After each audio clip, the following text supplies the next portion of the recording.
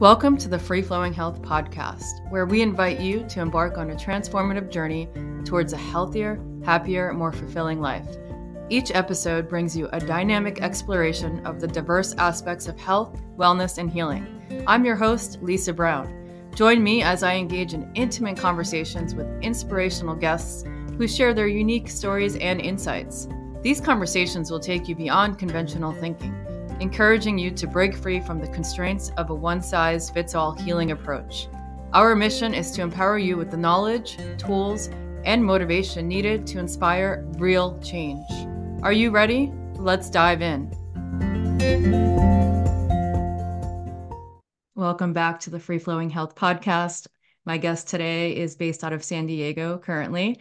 Her name is Esther Avant, and she is a lot of things, but just to highlight some, a personal trainer, sports nutritionist, weight loss coach, and host of the Live Diet Free podcast, which I love. And you have lots of experience, decades of experience, helping women and moms in particular lose weight for good, feel good in their bodies, and basically just reclaim their health. So Esther, welcome to the show. Thank you so much for having me. That's a great introduction. Thank you. Yeah, thank you for being here. I'm really excited for you to share your wealth of knowledge, your expertise, and then even a little bit about your story. So let's take it back to the beginning and just talk about your journey, whatever you're comfortable with. Where did it all begin? Yeah, great question. It really started in high school. I grew up in a small town where you didn't really need to be very good at sports in order to play them. There weren't, tryouts, nobody was getting cut. So I played sports as a kid and as a teenager, but just never really felt like it was my thing. I didn't like the pressure of people watching me and feeling like I had a team that I could potentially let down. So towards the tail end of high school, I discovered the gym. I started going to the local YMCA and doing, the Nautilus circuit and learning about strength training and just really started to feel comfortable there. I was seeing changes in my body. I was getting more attention from boys and just sort of felt like I found something for me. It was at that sort of influential time in your high school career where you start to think about college.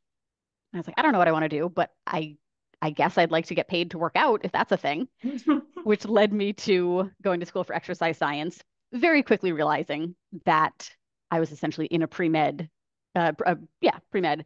track, that I had a lot of time to learn about exercise and not a whole lot to do it myself. So I ended up gaining about 35 pounds in that first year of college, got the freshman 15 and some bonus weight, and then lost it my sophomore year. And that was really sort of the beginning of my career. Is I was learning for both my personal gain and to be able to help clients. So I started personal training at my college gym. My first job out of college was in a commercial gym, personal training. And in working with real life clients, I started to realize how siloed my knowledge actually was. That now I had this degree, but just helping clients with exercise wasn't helping them make the really significant, lasting lifestyle changes that they were after. That led me down the road of pursuing nutrition certifications and internships to feel better equipped to help clients with the majority of the hours that they weren't with me in the gym. And in the midst of this, I'm in my early 20s. I lost my mom to cancer. I have my own, sort of body image and exercise nutrition related stuff that I'm trying to work through.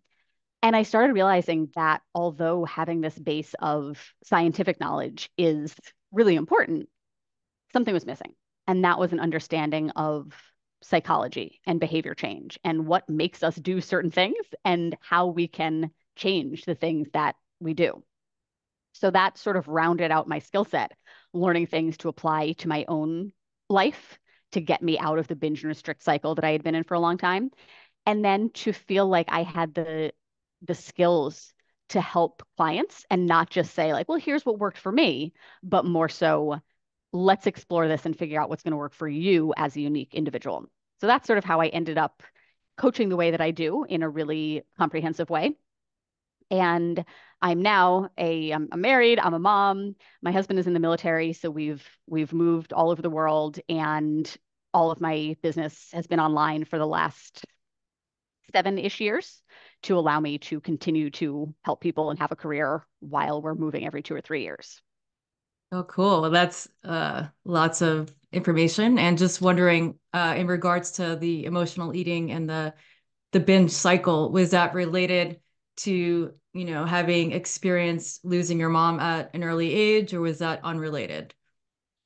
I'm sure it's related to an extent. I was doing it before I lost her. I think it was largely just not really, being exposed to diet culture type things of, you shouldn't be eating this, or, having lost weight myself when I started going to the gym, Right. and experiencing the positive reactions that people had to that of, oh, you look so good. Did you lose weight?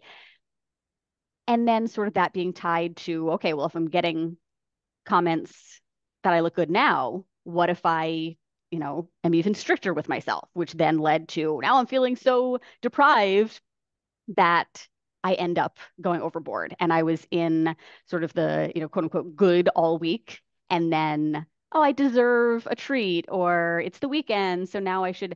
And it would just sort of devolve week after week into Friday evening hit. And, I would drink, I would eat a bunch, I'd wake up on Saturday and feel badly about it, but just continue to do it the rest of the weekend, almost in an effort to make myself feel as badly as possible so that I would never want to do it again. Except that, come the end of the week again, I'm like, wow, I feel way better now. I've been so in control, and I've been so perfect that I deserve, and around we'd go. So I was in like the cheat meal mentality for a long time. And, that in the midst of this is when I lost my mom. So I'm sure there was an emotional component and all of that, but it wasn't like the catalyst of it. Right. Okay. I'm glad that you shared that part of the story, because there's a lot of women that are going to be listening to this that can relate, whether they're just emerging into adulthood or they're already in their mid 20s or 30s, these vicious cycles of punishing and binge eating and fad diets and all of that. So, how do we live diet free? Can you just segue into that? Yeah, great question. I just want to share because I think you're right. There are probably a lot of listeners who can relate to this experience. One of the most impactful things that I did that helped me break that cycle, and it was not an Mhm. overnight thing of like one weird trick fixes it all. It was a process. But something that really stands out to me is when I was kind of coming out of a binge and feeling really badly about it, I wrote a note to myself about how I was feeling at that moment in time. And then, the next day when I was feeling the urge to do it again, I read it and I was able to sort of put myself in that position and realize you are 10 minutes away from doing that again, but you haven't done it yet. And you do have a choice. There is an option now for you to not go down this road again. And little by little, that really helped me get control of it. So if that's something you're struggling with, that's something that you can do right away that will help you break the cycle. And then to take it a step further, and when you do manage to not binge, write a note to yourself about how amazing you feel and how good you feel about yourself, that you're proud, all those positive feelings, so that you can really see kind of the juxtaposition of like, here's the fork in the road. I can do this and get this outcome, or this and get that outcome. And it'll help you, choose the better for you option more often. To answer your question though about what it means to live diet free is, and I don't think that living diet free means that you can't be wanting to lose weight as well. It Mhm. just means that you're taking a broader, more lifestyle based approach where not everything in your life revolves around trying to lose weight. You recognize that you are a unique and a dynamic human being, and there's so much more to you than just your weight or just your health goals. And that you recognize, yes, you're going to have to make changes to your activity level and to your nutrition. Those are, kind of the tip of the iceberg. But the place you're doing them from and the way you think about why you're doing them really makes or breaks your success. If you're telling yourself, I have to do these things because, nobody will love me if I'm not thinner, you're going to get a way different outcome than if you're telling yourself, I'm choosing to do these things because I want to be the healthiest version of myself, because I am someone who values her health. And the way that I exemplify that value is by doing A, B, and C. that makes a huge difference. So recognizing that health isn't just physical, it's also mental and emotional and all the things. And you can live a healthy, happy, confident life that you enjoy, even while you're wanting to lose weight. And when you take that more comprehensive and long-term approach, you're able to then make decisions that aren't so diet focused, but more so, how do I want to be showing up for myself? Right. It's definitely multidimensional, and health. That's what we preach here in the Free Flowing Health podcast. And there's all aspects that we need to work on and things to identify. Can we talk a little bit about big rock exercise and nutrition habits that generate amazing results with minimal overwhelm? Yeah. So one of the things that I see as standing in the way of a lot of women is the overwhelm of not exactly knowing what to do, or just feeling like the things you need to do are so vast that you don't even know where to start, and therefore you don't. Or you're exposed to all of this conflicting information and there's so much noise that you're like, I don't want to do the wrong thing, but I don't know what the right thing is. So I guess the safest thing is to do nothing. So, one of the most important things to actually help you take action is to strip away that noise and focus on the handful of key habits or behaviors that will generate the majority of your results. And when you focus on less, you can focus on doing those things better, making them feel more habitual, and getting yourself to a point where you start to make those decisions more automatically, and Mm-hmm. you're not feeling like it's taking a ton of bandwidth in order to do it. And that's when you can really sort of settle into, huh, so I just kind of keep doing these things. They're not taking over my life and it's working. And it's such a relief when you experience that. So I have three exercise big rocks and three nutrition big rocks. For exercise, the first one is general daily movement, usually in the form of a step goal, assuming you're able bodied and can walk, but otherwise just Mm-hmm. moving in general. This is the foundation because what we're doing outside of our workouts is one of the most variable components of our metabolism, of Mm-hmm. how active we are throughout the entire day, our lifestyles, our health in general. So when you focus on this first, you start looking for opportunities to be more active. And that might be as simple as parking further away in a parking lot. It might be getting a walking pad for your office. You just start to think in terms of how can I generally be more active in ways that aren't super intense and exhausting. On top of your daily movement is strength training, regardless of your goal. Strength training is really, really important for literally dozens of reasons and needs to be a priority. If you want to age and Yep. remain independent and not, fall and break all your bones, you got to be strength training. And it is never too soon to start building muscle. I recommend 3 full body strength sessions per week to keep it simple, to get you started, to avoid trying to figure out the perfect program or the perfect split or all this stuff. Like just do all your major muscle groups, take a day off in between, call it a day. You're speaking my Lastly, language, girl. yes, love it. Yeah. Lastly is rest and recovery. And this one is so often overlooked.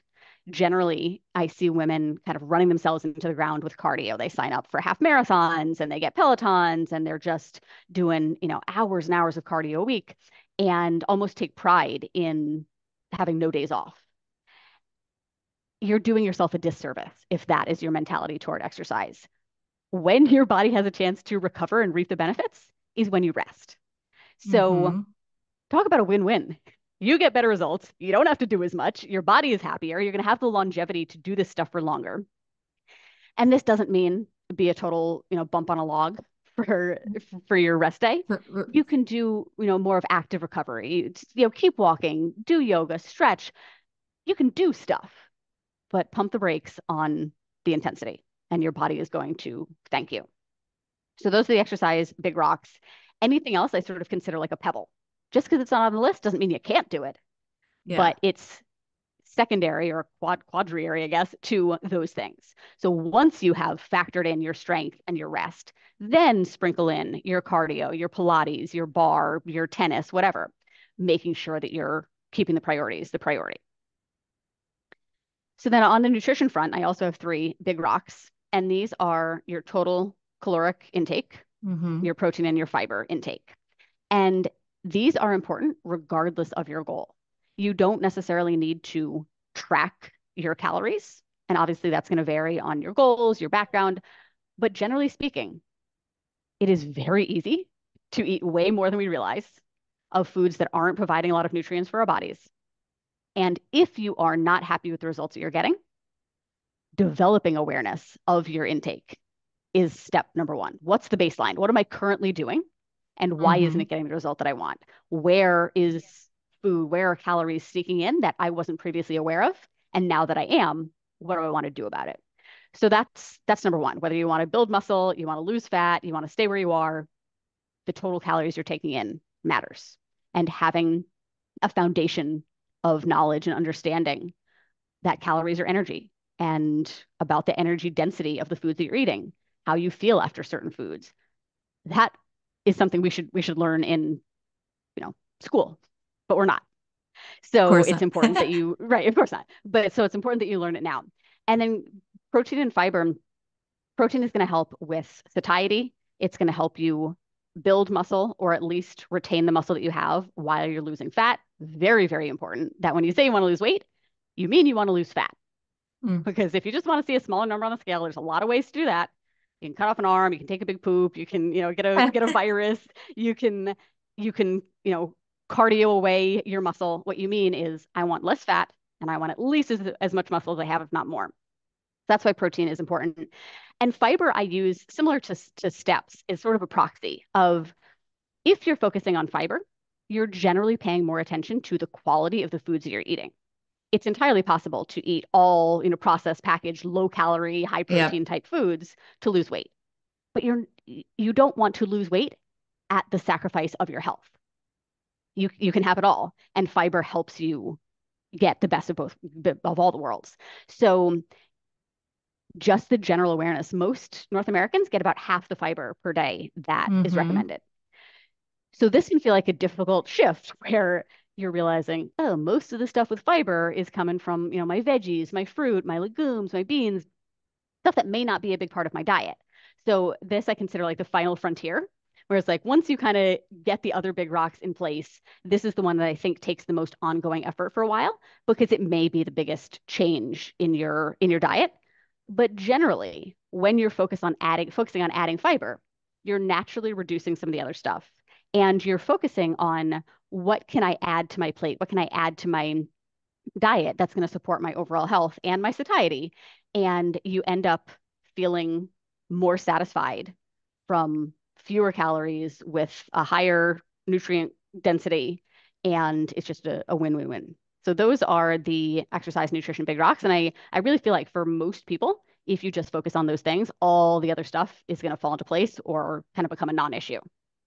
And so simple yet so profound to build this foundation.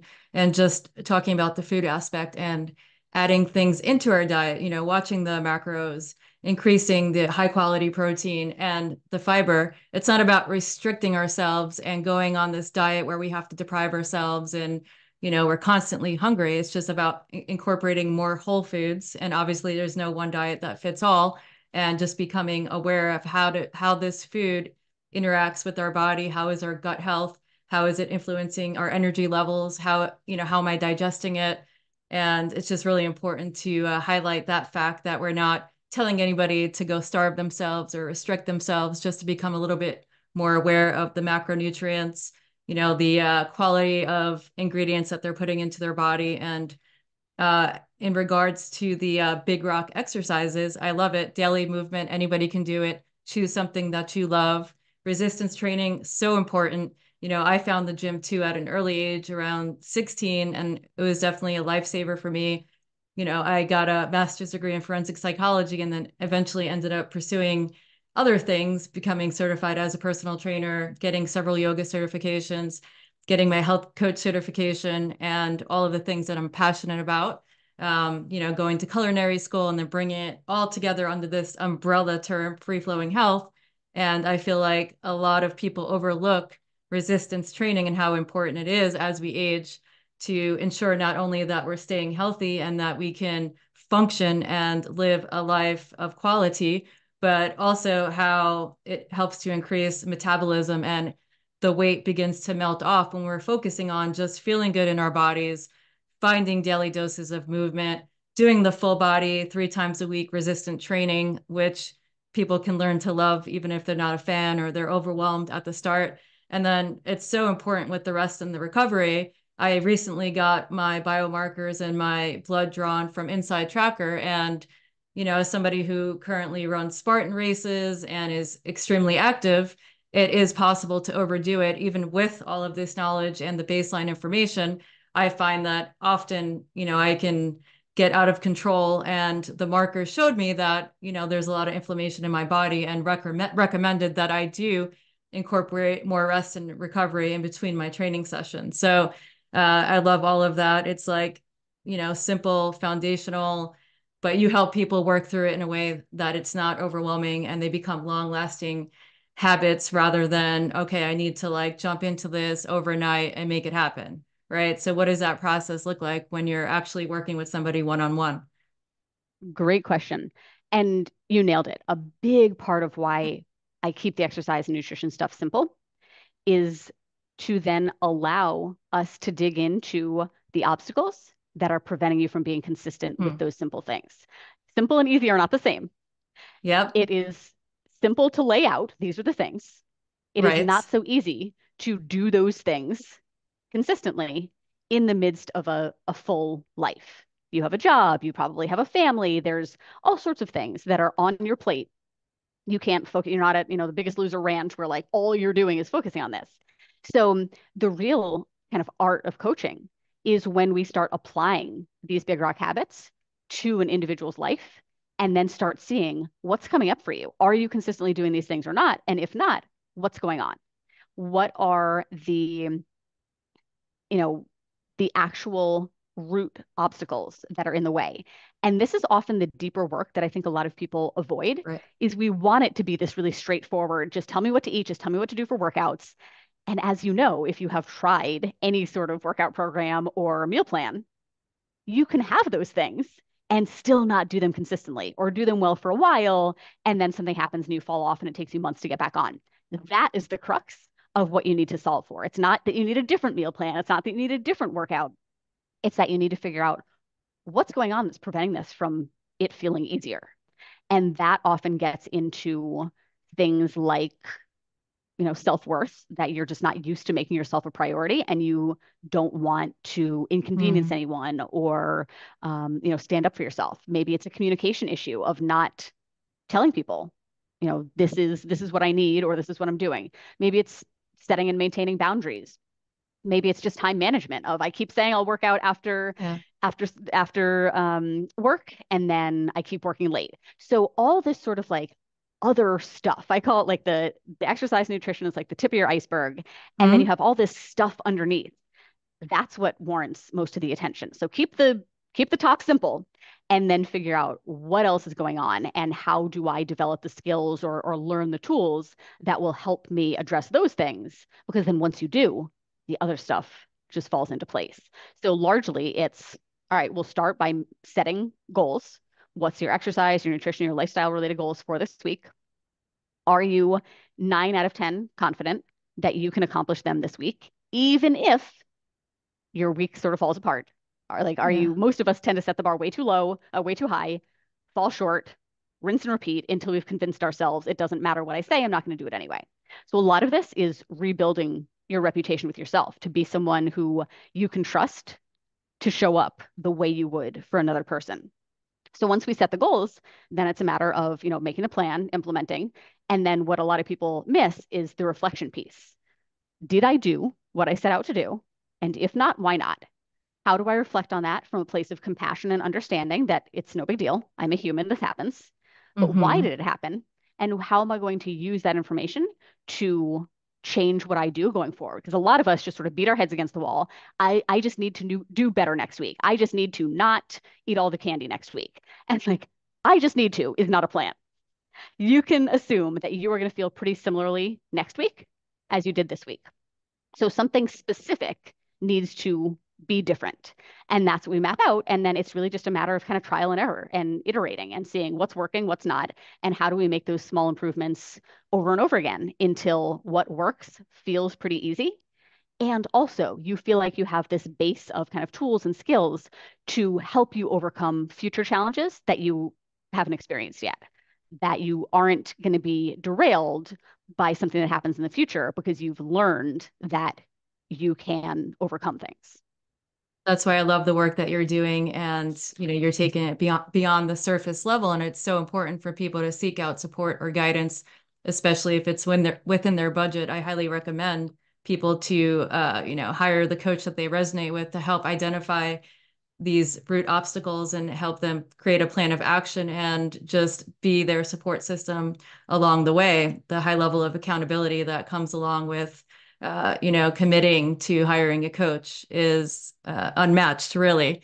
I'd love to talk about the all or nothing mentality and how we can break free of that, on this journey as we embark towards living a happier, healthier, more free life.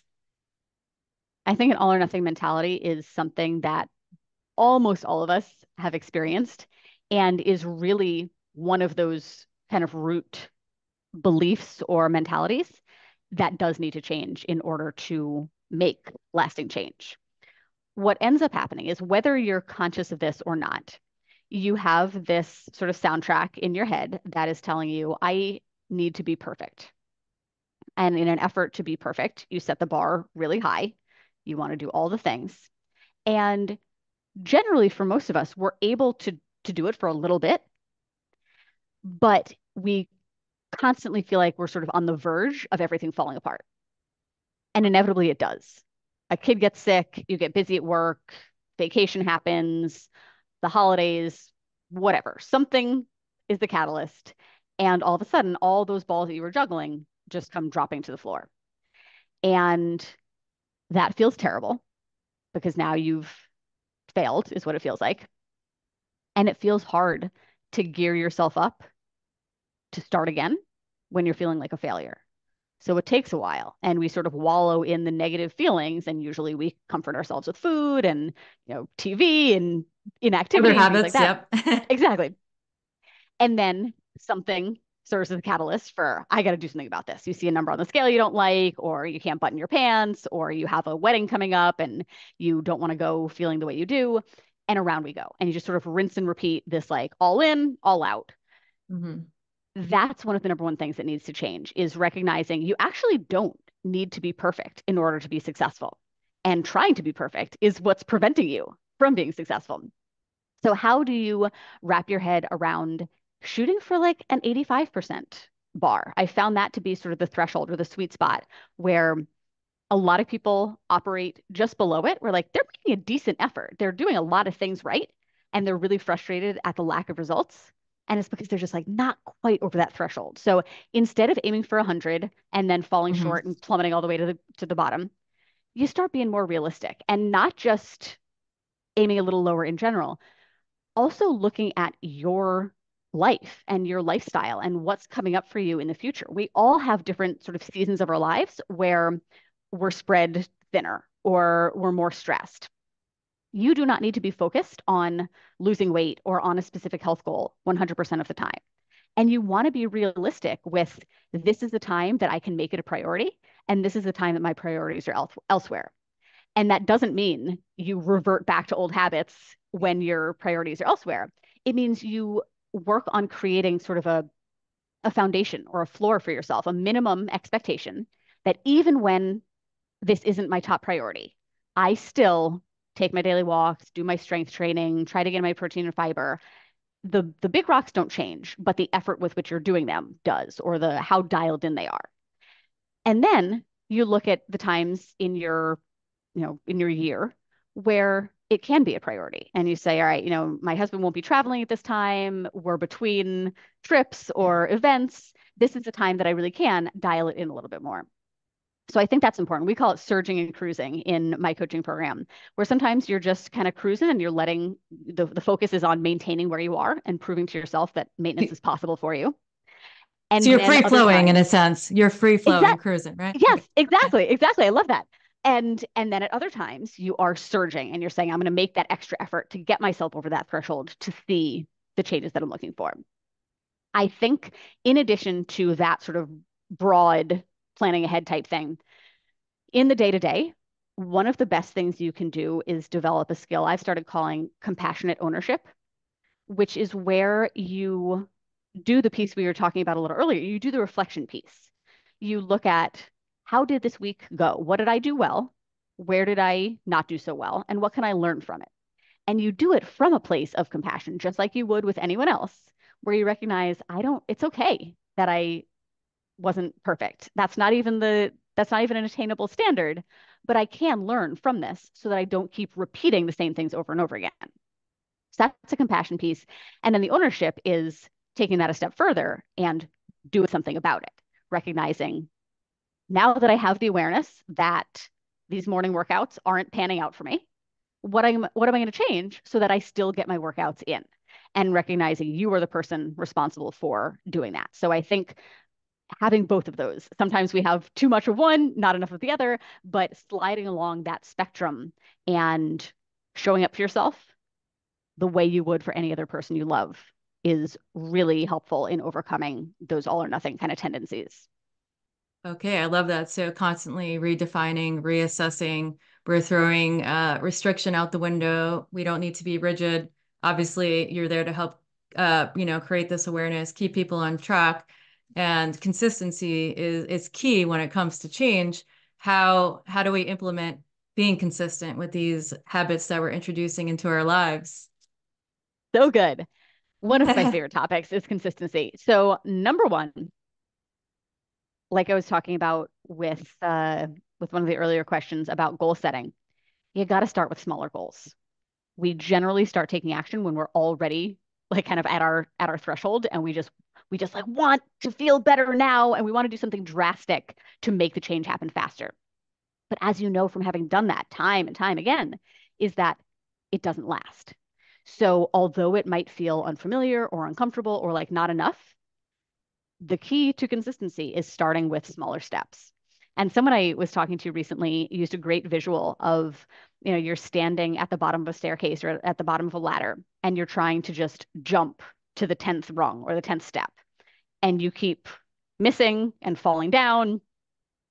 And you can just do that over and over again. Or you can just go for the first step or the first rung and get your bearings there and then take another step. And yeah, it might feel like it's taking longer, but it's very tortoise in the hare-esque, where like it's actually Yeah. not longer because you can do it for longer. So instead of having those spurts and those starts and stops, you say this, the next couple of weeks or the next month, I'm focusing on these couple of things. And with the big rocks, they don't need to be done in any particular order. You might hear those and be like, oh, I already get plenty of walks in. Great. Then that one is taken care of. Add another one. You might, think I really want to work on, my gut health. Fiber is going to be a good starting point for me. Great. Start there. They don't need to happen in any sort of particular order, Right. but you want to start with something, just one or two things. Like I said, I like to do one exercise goal, one nutrition goal, one lifestyle goal. And you say for the next, 14 to 30 days, these are all I'm focusing on. Anything else is a bonus. This is what matters. And once it starts to feel more natural for you to do those things, you add on a little bit more. So the good litmus test is asking yourself on a scale of 1 to 10, how confident do I feel that I could do these things in my worst week? And if you're not a 9 plus, scale it back. Even if that means you're saying, I can do 2 5-minute walks this week. It might feel like nothing, but it's not, because what it's doing is helping you take that first step, helping you build some momentum, helping you do more. So that helps a ton with consistency. The other thing that I think is really powerful and is super simple is using some sort of a consistency tracker. And I actually have a tracker of the big rocks that I'd be happy to share with your audience. Some sort of visual aid to help you see how often you're doing the things. We tend to have selective memories and think, I've been doing all the stuff. When you see it written down, you're like, Right. well, actually, it looks like I've missed a thing or two here or there. I have a tracker on my fridge right now for the habits that I committed to last month. It feels good, number one, to give yourself the sticker or the check mark or the happy face or whatever. And it allows you that sort of bird's eye view of, oh, isn't it interesting that I'll go 5 for 5 with my nutrition goal, and then the last 3 weekends There's not a smiley face in sight. That's good to know. So I think those two things can really elevate your consistency. And the benefit of doing those things is not just being more consistent will get you better results. It's also that you are proving to yourself that you're reliable and you're somebody who follows through and does what she says she's going to do. You repair that reputation with yourself. And that, once you experience that, I feel like you're unstoppable. You realize this same process can apply to literally anything in my life that I want to accomplish. Yeah, so great point. We have selective memory. So using a tracker is awesome. So you can even go back and see, okay, this is my baseline. This is how far I've come. You can see your progress. Obviously, we're throwing perfection out the window. It doesn't exist. And as you learn to be more consistent with this compassionate attitude and move through life intentionally, then you begin to build more confidence. Isn't that correct? Do you want to speak to that a little bit? You nailed it. I think the three C's I consider for success are consistency, commitment, and confidence. And like the big rocks, these are not a one, two, three type thing. Check, I'm consistent. Now I work on this. But it's more like the recycling symbol, where it's like each one kind of feeds to the other like a pretzel. And what you find is that by being consistent, you are fostering commitment and you're building confidence. By being committed, it's a lot easier to be consistent.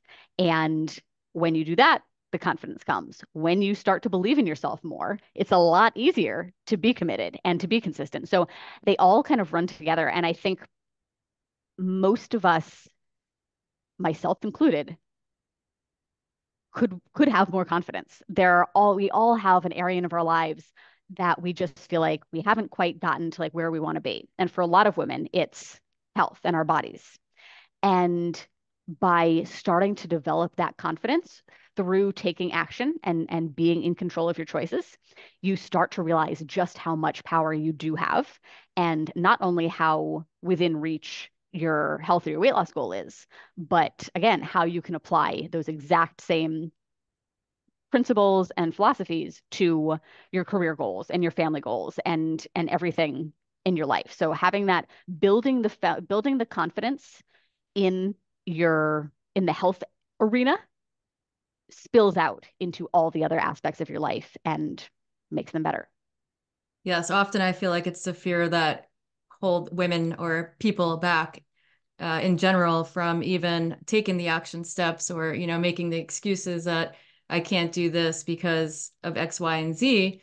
But really it's in, despite the fear of failure, the fear of looking a certain way, the fear of whatever the fear is, because there's all sorts of fears that, building this confidence because we believe that it's possible. So we can talk a little bit about growth mindset. If you're one of those people that says, I'm this age and I've never picked up a weight in my life, or it's too late for me to begin, you'll never build resilience, you'll never build confidence, and you're going to be stuck and stagnant and in that same place forever. So yes, compassion and ownership, but we do need to, sometimes we need a little bit of a kick in the ass. So let's just talk a little bit about growth mindset and how we can develop that. I love the topic of having a growth mindset. If you're a parent who's listening, you probably talk to your kid about this, and maybe not in those terms, but when you are talking to a little kid who is trying to learn a new thing, probably what you're saying is along the lines of, you just need to practice. This is new to you. You can't be expected to be great at everything right away or to know how to do everything right away, but you can learn. And if you keep practicing, you'll get better and it'll start to feel easier. So often I hear myself saying things to my son, and I'm like, whoa, grown-ups need to hear that too. So if you are a parent, reflecting back what you say to your kids can be really eye-opening. That's really the crux of it, is believing that you can learn new things. And of course you can. And I think one of the most powerful things about coaching is having but somebody in your life who's like your hype woman, who you can Mhm. tell your big scary goals to, and they're just like, yeah, of course you can do that. Like why couldn't you? You start to think like, well, maybe it is possible. And this is really the crux of it, of not allowing yourself to believe those stories that you're too old, you're not naturally good at this, it's too late, whatever, whatever. There is nothing that you can't learn, and figure out. And I think part of why we resist doing new things, whether it's strength training or tracking your food or joining a local meetup group to get some socialization, as adults, we are not often in a position where we are a beginner and where we're not good at something. For the most part, once you graduate from school and you get a job, you pretty much stick to what's in your wheelhouse. And when you do try to venture out of it, you're confronted with like, oh, this doesn't feel good. This is hard. I feel dumb. I'm making mistakes. I don't like that. And we're not necessarily really forced to continue. Maybe in your job, if you change a tech platform, you have to learn that sort of thing. But for the most part, we're able to kind of stay inside the bubble of this is what comes easily to me, or I know a lot about, and anything else makes me feel bad. So I just stay in here. So the willingness to be uncomfortable and do things outside of that bubble is so important. I just last week, I joined a local Toastmasters club. Oh, me too. Look at us. Oh, that's so Well, I awesome. joined it several months ago, but yeah. Very cool. Yeah. And I was so nervous and I stalled for so long and Mhm. then had to give myself like, some tough love or some like parenting of this is important to you. You want to learn how to be a better speaker. And right now it's not comfortable for you. The only thing that will make it more comfortable is to do it and get that exposure to it. And if you keep showing up and doing your best, you will get better. And a lot of us just kind of shut down at the first sign of like, oh, I'm not sure what I'm doing. So that would be, I think, one of the best takeaways you could take from this episode is do something today, this week, that is out of your comfort zone and prove to yourself that even if you are not very good at it, nothing bad happened. You were slightly uncomfortable for a little bit of time and you survived and you'll be okay. And then use that as evidence for the next uncomfortable or hard or unfamiliar thing. You will get better if you keep showing up. And I think what's so frustrating is that a lot of us give up kind of on the uphill where we're still like on the learning curve. I see Yeah. it just as food tracking is such an easy example, but I see so many frustrations with like, oh, I tried tracking my food. It didn't work. It was too time consuming, too hard, I didn't know what I was doing. And it's like, if you just put in a little bit of upfront energy, it would fall into place. You would make all of those newbie mistakes. You would learn from them and it would start to feel easier and less time consuming.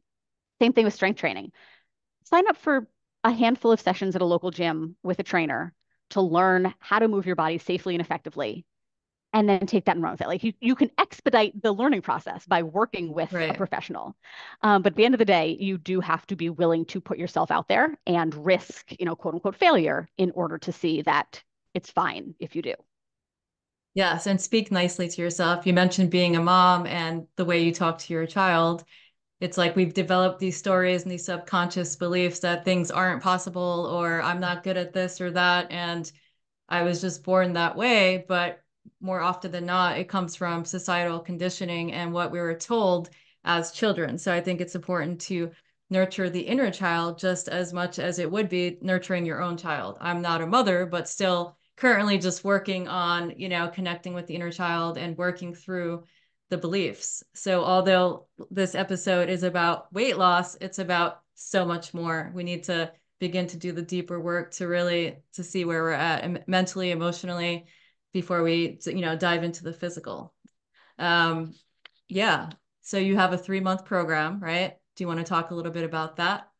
Yeah, I'd love to. Thank you. My program is called Gone for Good, and it encompasses everything that we've been talking about. I think the three things that you need in order to reach your health, weight loss, and any goal are to simplify the daily to-dos, the action items. So that in my case is the big rocks, learning and mastering those things. The second is having support, guidance, accountability. Like we were just talking about with, developing a growth mindset, you can expedite the process of getting from A to B by leaning on people who have done it a million times, who have made the mistakes themselves, and can help compress the time for you. In addition, having the support of other like-minded people with similar goals is huge, especially in terms of health, where the reality of it is the majority of the United States is overweight and unhealthy in a bunch of Mhm. different metrics. So if you are looking to the people in your immediate circle to guide you, hold you accountable, inspire you, they're probably not going to because they're probably struggling with the same thing or they don't care about the same thing. They're just happy with like the status quo or they're accepting of it. So to normalize the behaviors that you want to learn, to normalize the lifestyle that you want to be living, it's so important to find other people who are living those lives and can help you feel less like a black sheep and more like this might be the minority, but it's worth doing because the payoff is so worth it. So the support is huge. And then the third piece of the program is the developing the tools and the skills that we've been talking about of not just achieving the weight loss or reaching the goal now, but doing it in a way that prepares you to maintain that for your life and develops the confidence in yourself to know I can't predict everything that's going to happen in the future, but I can trust myself to figure it out. I can learn new things. I can bounce back from whatever knocks me down. I have that resilience that you were talking about earlier.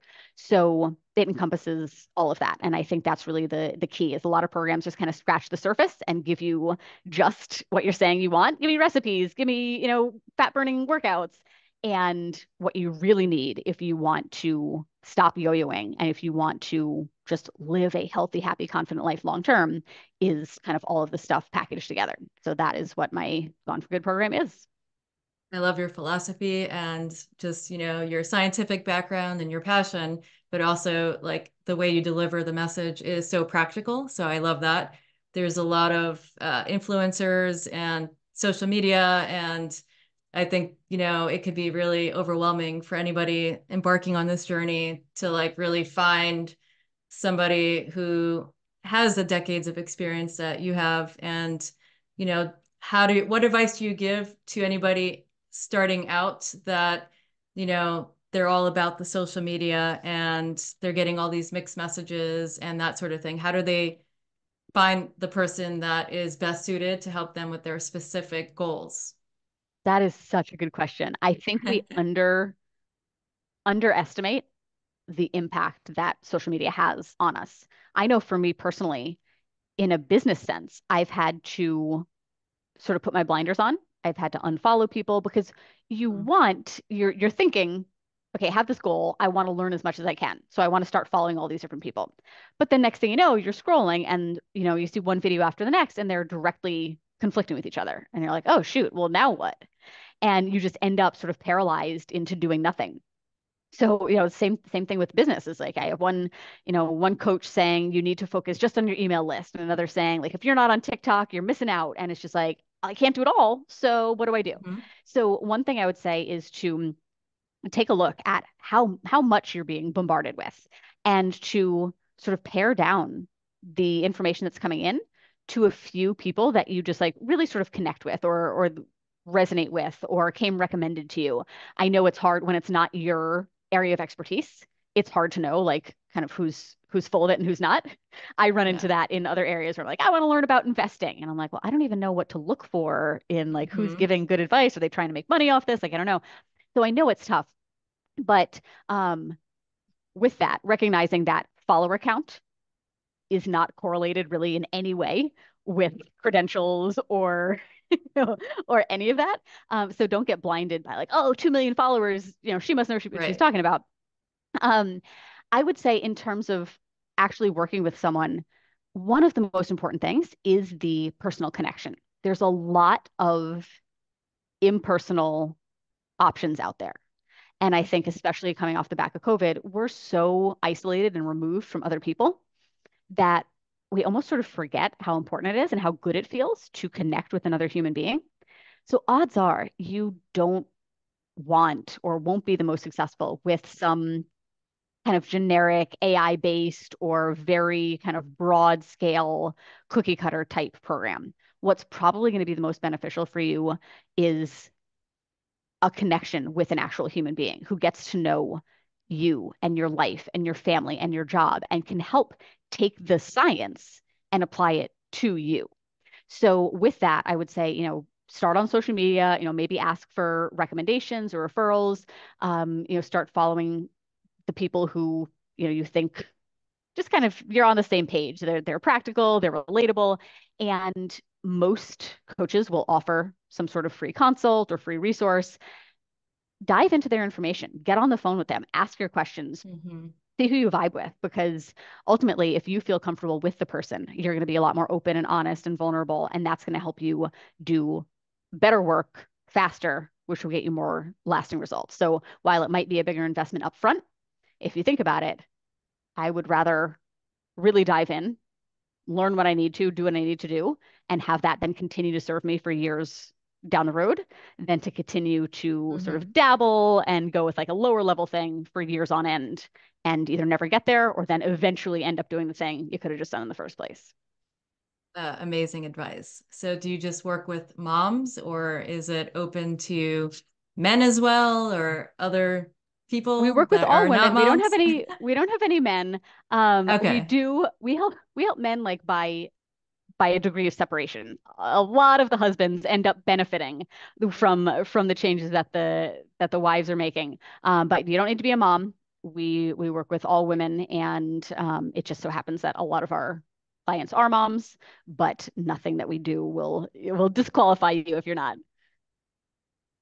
Okay, so if you could just give one piece of advice, I know it's generally speaking to, a large audience, to, let's just say, the average mom who works full time, has a couple of kids, is trying to maintain her relationship and pursue her passions on the side, and she's, looking to lose weight and improve her health because she knows that she's putting everybody else's needs first and not filling up her own cup. And I know, again, each situation is unique, and you need to take a deep dive and assess what the client actually needs. But if you could just give one generalized piece of advice for somebody listening that is experiencing that anxiety and overwhelm and does not know where to start, what can you say to them? That's the perfect question to end on. I love that. Yes. What I would say is this is going to be a few things wrapped together, but the point is the same. Trust yourself to know that you do know where to start. Oftentimes we want to outsource. We want to say, like, just tell me what is step one. You know what would make sense for you. You know if you're mainlining caffeine and you should probably drink a cup of water. You know if you're drinking a bottle of wine most nights of the week. You know your life better than anyone, and you can just take ownership and say, I'm starting with this one small thing. Maybe it's not, I'm going to drink less caffeine or have less booze. Maybe it's, I'm going to drink 3 glasses of water today. Start somewhere small, but don't let yourself get away with, I don't know where to start. Yeah. You do. You have an idea. And the other piece is don't let yourself get away with, that's too small. It won't matter. I need to do something bigger or nothing at all. The small start gets the ball rolling, it builds the momentum, it builds the confidence, and you can go from there. So I guarantee if you're listening to this right now, you can think of one thing that you could do this week to take a step in the right direction. And that is what I want to challenge you with is do that thing. Get your tracker on the fridge, do that thing this week, and use that as the momentum builder to keep going from there. I love that. So before you let the audience know how they can find you and work with you, the concluding question that I like to ask every guest is, what does free flowing health mean to you? Free flowing health means knowing that your health is not static, it's dynamic, just like everything else in your life. So, whether your focus is on your physical health, your mental health, your spiritual health, it all matters. And just like your priorities in your life overall are shifting, your priorities within your health are shifting. It's always a priority in some way, but it free flows between those different aspects of it. And as long as you make sure that you're prioritizing each of them at times and you're not consistently neglecting the same one, you can live a an overall healthy life that you actually enjoy. Such a fun perspective, and thank you for that. So now please tell the audience how they can find you, connect with you, what your social media links are, and all of the good stuff that we love to share at the end of these Yeah, episodes. I would love to. So you can find me on, so my website is esteravant.com. And you can also find me on Facebook, Instagram, TikTok. It's all Esther Avant or Esther.Avant. I have a podcast, as you mentioned, called Live Diet Free. And then the Big Rock habit tracker that I mentioned, you can get that at go.esteravant.com/habits and download that for free, stick it on your fridge and be good to go.